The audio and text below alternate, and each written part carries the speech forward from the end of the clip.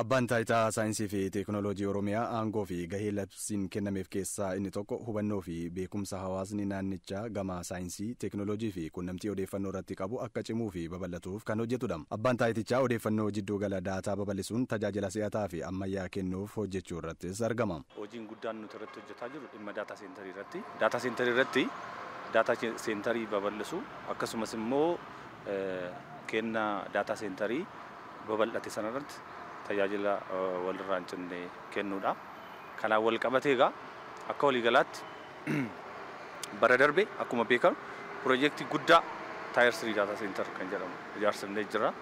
Kanaaf xiyyeeffannoon keenya inni guddaan wiirtuu daataa yookaan daataa seentariin diriire kun tajaajila barbaachisaa ta'e tajaajila itti fufinsa qabu manneen hojii mootummaatiif akka kennuudha. Akkuma beekamu yeroo kana yeroon digitalizeeshinii itti babal'ataa jirudha.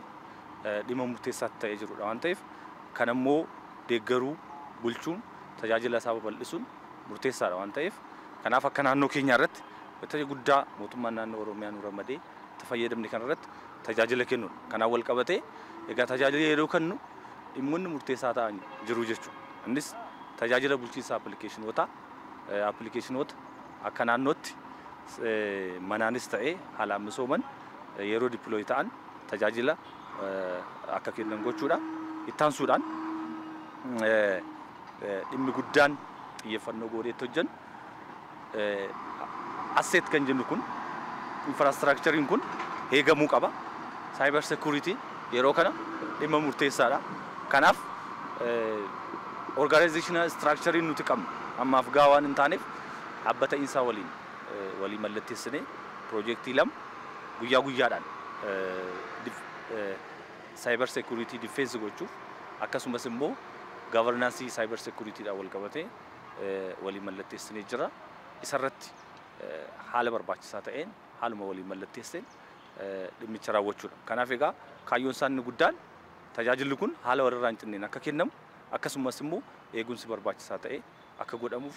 Dhaabbilee manneen hojii mootummaa keessatti tajaajila bu'uuraalee misoomaa babal'isuun gama teekinooloojii tajaajila quunnamtii fi odeeffannoo cimsuu keessattis qooda olaanaa qaba. Sadarkaa naannootirraa qabee godina aanaa hamma gandaatti uwwisa bu'uuraalee taaqaa'oo sadarkaa garaagaraatti babal'isuudhaaf kan karoorfanne. Bu'uurri misooma taaqaa'oo kun akka naannoo keenyatti waggoottan darban hedduu kan raawwatamanii bara kana xiyyeeffannaa addaatiin bu'uura kana sadarkaa garaagaraatti hamma sadarkaa gandaatti ispeeshaalii digital infraastiraakcharii naannoo keenya hunda biraan qaqqabsiisuudhaa fi karoora bal'aa kan qabannedha jechaadha. Tokkoon tokko seektaroota mootummaa sadarkaa garaagaraatti jiranii uwwisa kanaan waliin geenya jechaadha. Uwwisni kun akka waliigalaatti kan jedhamu waradaaneetii naannoo keenyatti jechaadha. Waradaaneetii jechuun neetwoorkii manneen hojii mootummaa seektara garaagaraa keessatti galu jechaadha. Siistamoota garaagaraa kan irratti kan iraanii ta'u akka naannoo keenyattis bal'inaan bara kana xiyyeeffannaa addaatiin infraastiraakcharii kana waliin ga'uudhaaf kan karoorfame jechuudha. Kanaaf karoora keenya bara 2016 kana keessatti sadarkaa naannootitti seektaroota walga'iinsi kun hin geenye akka walga'u bal'inaan kan karoorfame jira. Ispeeshaalii infraastiraakcharii kana bifa addaatiin upgrade kan godhamu ispeeshaalii baandiwiirzii isaati irratti saffisa isaa akkaataa qaama barbaadame bira ga'u sadarkaa naannoottis sadarkaa godinaattis seektaroonni adda ba'anii qindaa'anii qoodinsa jechuun kilaasteraan adda godhanii kan hordofaman kan deeggaraman jiru. So bara kana hojiin bal'aan bu'uura kanarratti akka naannoo keenyatti xiyyeeffannaa addaatiin kan hojjetamu ta'a jechaadha. Gama saayinsii fi teekinooloojiin hubannoo hawaasaa cimsuu bu'uuraalee saayinsii babal'isuuf dhaabbileewwan garaagaraa waliin qindoominaan hojjechuun bu'aa barbaadame bira gahuufis dhimmoota murteessaa ta'an keessaas tokkodha. Hubannoo hawaasaa saayinsii fi teekinooloojii cimsuudhaa yoo xiqqaate bara kana hawaasa keenya miidiyaa adda addaa fayyadamuudhaan kallattii siistamoota adda addaa fayyadamuudhaan leenjiin kennamuufii qaba, ga'umsuu qabna, hubachiisuu qabna, beeksisuu qabna kan jedhu irratti xiyyeeffannee hawaasaaf naannoo gara namoota 500,000tti siqaniif miidiyaa sooshaal miidiyaa garaagaraa ta'uu, leenjii kallattii qaamaan ta'uu, leenjii leenjistootaa kennuudhaan ta'uu, kallattii garaagaraatiin leenjii laannee hawaasa kana gadi buusnee bal'isuu qabna kan jedhu, hubannaa isaa guddisuu qabna kan jedhu karoorfannee jira. Dabalataan leenjii yeroo giddu galeessaa yookaan leenjii yeroo gabaabaa kan jedhu gara nama ogeessota irratti xiyyeeffanne seektaraalee garaagaraarra namoota 500 ta'aniif ogummaa irratti kan xiyyeeffatu piraaktikaalii leenjii tuwaariidhaanis kallattii adda addaatiin leenjiin akka kennamuuf karoorfannee jira jechuudha. Kan biraan leenjii yeroo dheeraati. Leenjii yeroo dheeraa kanas yuunivarsiitota dhaabbilee olaanoo naannoo keenya keessatti argaman waliin qindoomuudhaan carraa barnootaa dhimmoota saayinsii fi teekinooloojii irrattis kan jedhuu fi leenjiiwwan ji'oota tokko hanga ji'a 3 ta'uu danda'an giddu galeessa seenterii adda addaa barbaadamee leenjiin akka kennamuuf karoorfanneeti itti adeemaa jirra jechuudha. Inni biraani Daarektoreetichaaf yookaan aangoo mana hojii irraa qoodamee kan kenneen yoo xinnaate manni hojii keenya aangoo gahee hojii 26 qaba. 26 kana keessaa 6 daarektoreetii kana ilaallata. Akkuma sila sii kaasee xiyyeeffannaan tokko leenjii irratti inni kan biraan bu'uuraalee saayinsii fi teekinooloojii hawaasa keessatti babal'isuudha.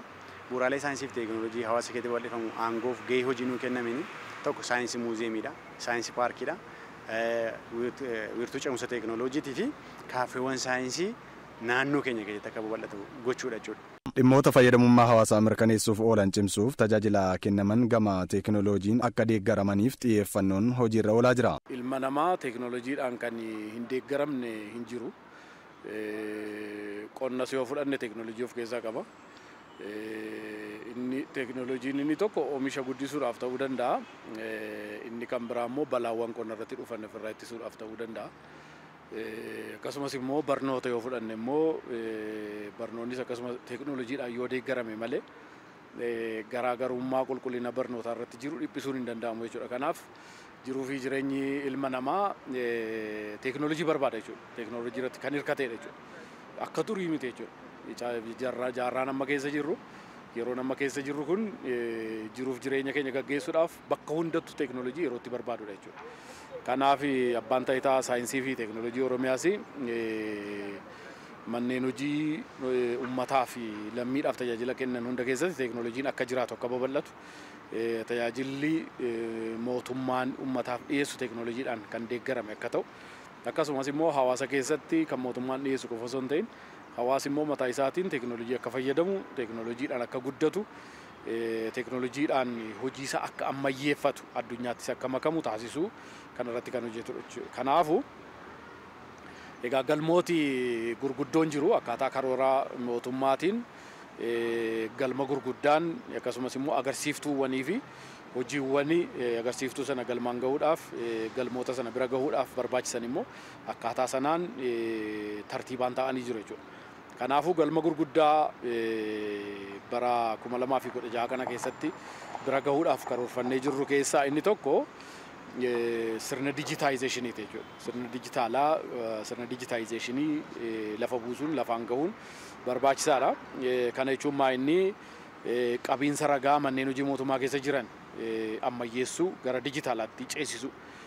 Ammatti dur waraqaan baay'ee addunyaa kana tajaajilee jira. Waraqaadhaan barnoonni gaggeeffamee jira. Waraqaadhaan sirni bulchiinsaa gaggeeffamee jira jechuudha. Yeroo ammaa kanatti addunyaan sana keessaa bahee jira jechuudha. Cehee jira, tarkaanfatee jira. Kanaafuu qabiinsa ragaa waraqaarraa gara dijitaalaatti fiduun barbaachisaadha. Kanaaf waraqaa manneen hojii mootummaa keessa jiranii fi qabeenya uummataa kan agarsiisan ragaa uummataa ragaa tajaajilamaa kan agarsiisan hunda isaanii gara dijitaalaatti gara sirna koompitaraatti ceesisuun barbaachisaa waan ta'uuf sana ceesisuudha inni tokko kan guddaan qabanne kan jiru akka karooraatti galma guddaa godhanne jechuudha. Kanuma hojii wal qabatee galmi kan biraa sirni ragaa dijitaala'e sun gara sirna koompitaraatti dhufe sun abbaa dhimmaatiif akkaataa tajaajiluu danda'uun haala salphaa ta'eetiin bakka jirurraa teekinooloojii harkaa qabuun fayyadamee aksas gochuu akka danda'u sochoosuu akka danda'u dhiyeessuu akka danda'u bakka gaafatametti gochuu akka danda'amuu fi inni dijitaalaayizd ta'e sun gara sirna koompitaraatti kan dhufe sun gara neetworkii Itiyoo Telekominikeeshiniitiin neetworkii moobaayilaatiin neetworkii intarneetiitiin akka argamuu danda'u abbichi argatee akka sochoosuu danda'u akka irratti hojjechuu danda'u gochuudha jechuudha. Kanaaf ofummeessuu jedhama jechuudha inni kun. Ragaan dijitaala'e sun ragaan sirna kompiitaraatti seene sun akkasuma immoo akka socho'uu danda'u taasisu jechuudha.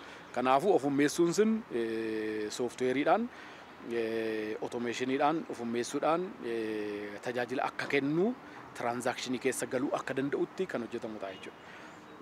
Galmi lammaffaa isa kanadha jechuudha. Ragaan gam tokkoon hin ammayyaa waraqaarraa gara dijitaalaatti hin caha gara kompiitaraatti hin caha. Inni kompiitaratti galee jiru sun immoo akka barbaadetti geejjibamuu akka danda'utti immoo sirna intarneetii keessa sirna neetworkii keessa akka galu ofummeessuun hin hojjetamaa jechuudha. Tajaajila intarneetii saffisaa karaa tajaajilamaan tajaajila yeroo gabaabaa fi saffisaa ta'een argachuu akka danda'uuf manneen hojii hunda keessattis hojiirra oolchuunis barbaachisaadha.